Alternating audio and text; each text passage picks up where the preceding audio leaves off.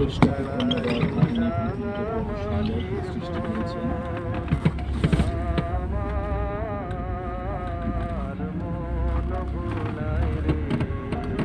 আরো উঁচুতে উঠে যাচ্ছি আমরা। এবার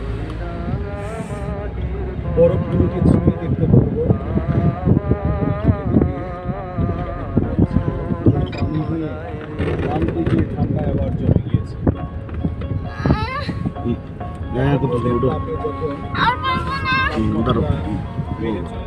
আর অল্প 2 মিনিট প্লাস্টিক দিব।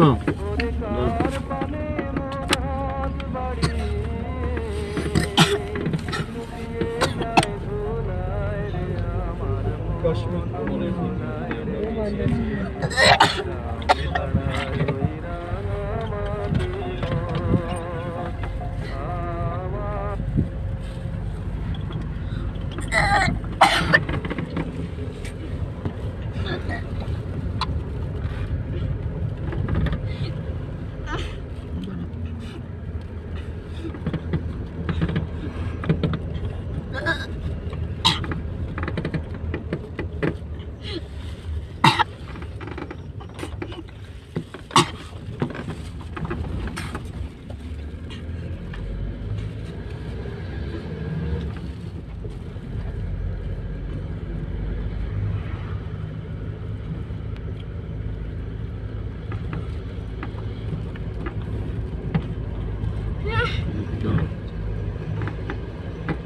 পর্যটনের জন্য ভারত সরকার কোটি কোটি রুপি ব্যয় করছে।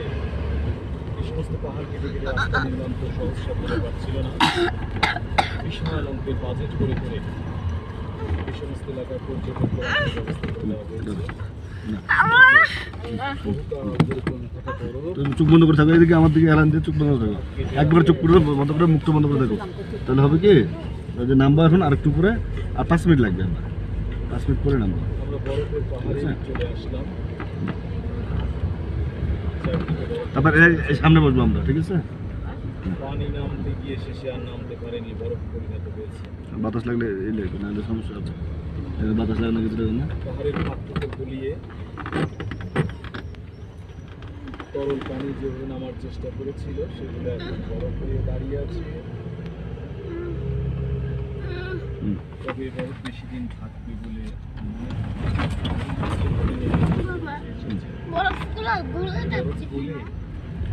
গরমে গলে যাচ্ছে, রোদ পাচ্ছে না, রোদে গলে যাচ্ছে আস্তে আস্তে।